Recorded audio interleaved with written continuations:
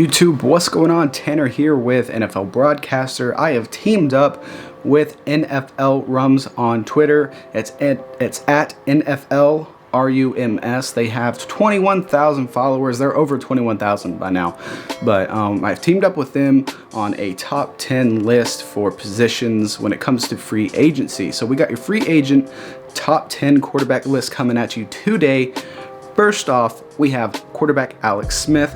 You might be thinking, why Alex Smith? I mean, yes, he's 37 years old, but when it comes to a reliable playoff caliber quarterback who's been to the playoffs multiple times throughout his entire career, a guy who won Comeback Player of the Year this last season, Smith is just a reliable guy.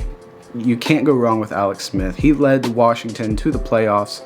And then Taylor Heineke almost came in and beat the Bucs, a Super Bowl winning team.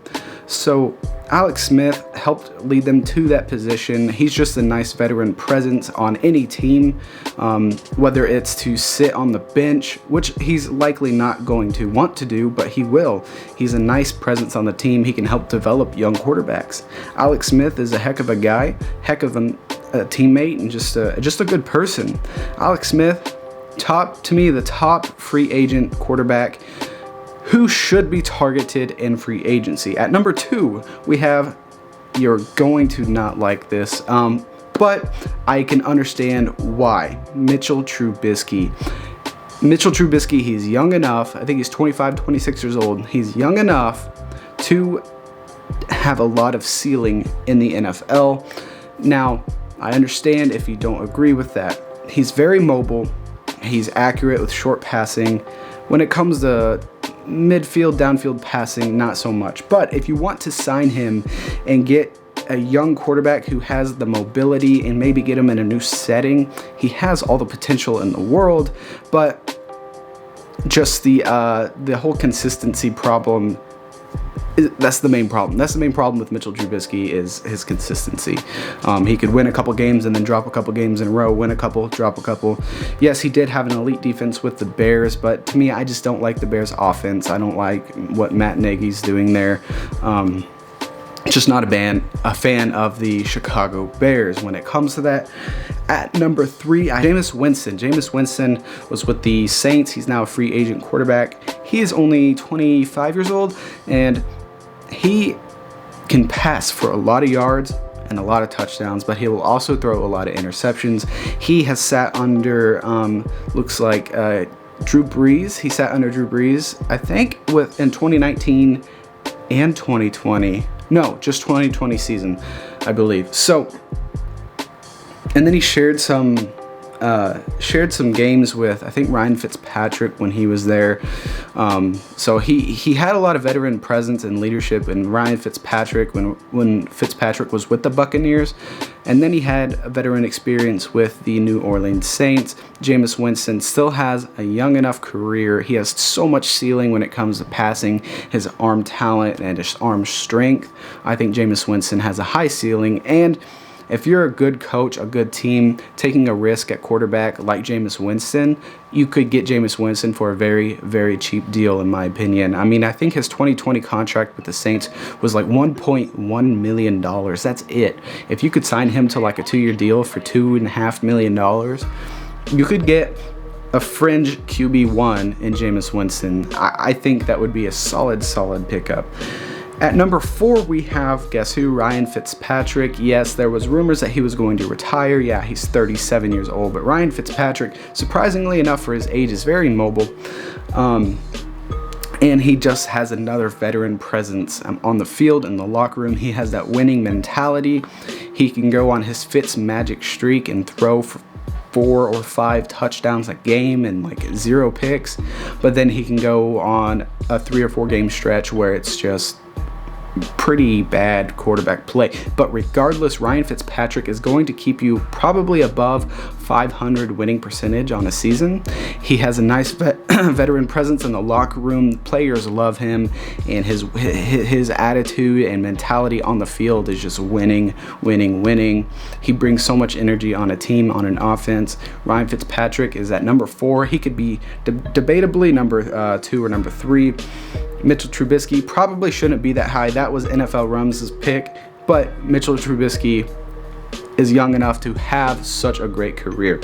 At number 5, we have Andy Dalton. Andy Dalton had a great career with the Bengals. I think they made it to the playoffs once or twice with him, but it just they just slowly declined. A.J. Green was always hurt, and then Tyler Eifert was always hurt. I mean, he had his weapons, his offensive line just slowly decay. It just downgraded. Andy Dalton played last year for the Dallas Cowboys, and we saw how he did with Dak Prescott when he went down. And he did. I mean, he showed up and he played some ball. I actually went to a Dallas Cowboys game, my first ever NFL game, watched the Cowboys beat the 49ers, and that was a really fun game to watch. Andy Dalton looked really good that game. I like Andy Dalton. He's young enough. I think 32, 33 years old. He's young enough to have a couple great years in him still, and he's got the veteran presence, and he has so much. He has like 10 years of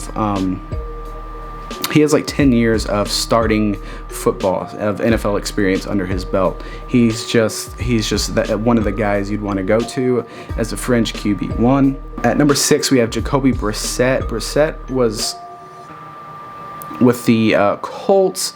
Brissett is like, he's young, he's mobile, he has the arm talent, he can pass for a lot of yards, but I don't know. I don't know too much about Brissett. I liked watching him on the Colts, and I think before that he may have been with the Patriots under Brady, Garoppolo, and then Brissett. Yeah, he was with the Patriots. So he sat behind Tom Brady and Jimmy Garoppolo, who are now both starters in the NFL. He's with the Colts now. Now he's a free agent. Brissett, I think, can have a lot of talent. He's just got to get behind the right roster. In Indianapolis, he does have a solid offensive line, a great defense. He has all the weapons there, and they're only getting better over this offseason. So I still think he could be in the mix if they bring him back. But Jacoby Brissett is going to be one of those targeted quarterbacks that, you know, he could be signed by a team like Washington, maybe the Broncos, just to bring in any competition for Drew Lock, because the Broncos are for sure bringing in competition for Drew Lock. At number 7, we got Tyrod Taylor. Tyrod Taylor, he could be going to a team like the Ravens, the Bills, and the Lions. He has tons of experience with Anthony Lynn, who is now the offensive coordinator with the Lions. He has experience with the Chargers, the Bills. He's played for the Bills before, and he brought them to the playoffs after like a 20-year playoff drought. So, and he has tons of experience and history in the Ravens, team as well. I was going to say the Ravens system. So he has tons of experience there with head coach John Harbaugh, and I just think that a guy like Tyrod Taylor is another veteran experience. If you have something go bad with Lamar Jackson, you have a solid backup. And Tyrod Taylor, he knows the system, he knows the NFL, he's good at communication, and he's a super nice guy. I think he'd be a nice presence in the locker room and on the field.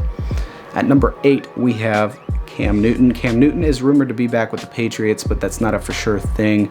And there's a lot of rumors flying around the NFL right now. You can't really trust anything at the moment, but Cam Newton, 32 years old, 33, one of the best rushing quarterbacks of all time, has like the most rushing touchdowns out of any quarterback of all time, and he's still technically in his prime. I don't know if I would say he's in his prime still. He's probably just going downhill, but I think with the right push, the right system, the right offensive scheme, he could be a good quarterback still, and I think that he's going to be a French QB1 as well.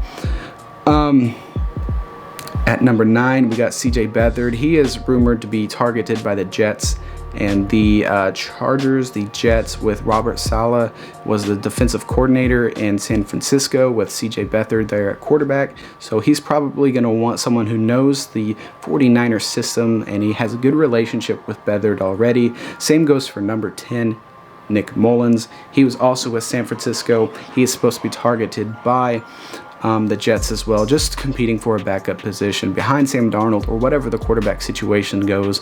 Even if they draft a rookie, they might have a rookie sit under CJ Beathard or Nick Mullins, or Sam Darnold if he's still there starting for the 2021 NFL season. But that is our top 10 list, guys. We worked on this together. They provided me with some statistics and a lot of the targeted teams that I have said. They have an analytics team that helps me out very much with these predictions and projections. So make sure you guys go follow at NFLRUMS on Twitter. They have almost 22,000 followers now.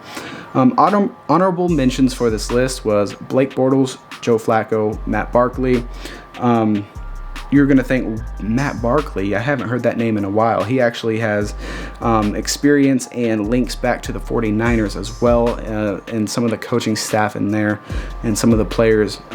Barkley would just be competing for a backup role, but he would provide that presence in the locker room as well. You can always learn from other players, no matter what their NFL experience is, good or bad. You can learn so much from another player. So tell me what you guys think down in the comments below. This was our top 10 free agent quarterback list. It is probably skeptical to some of you with Mitchell Trubisky being that high. That's the only one I might change, but he's young enough, he's mobile. I think he could have a bright future if he's on the right team. Tell us what you think. Make sure you guys subscribe. We spend a lot of time on these videos. Thank you so much. See you later.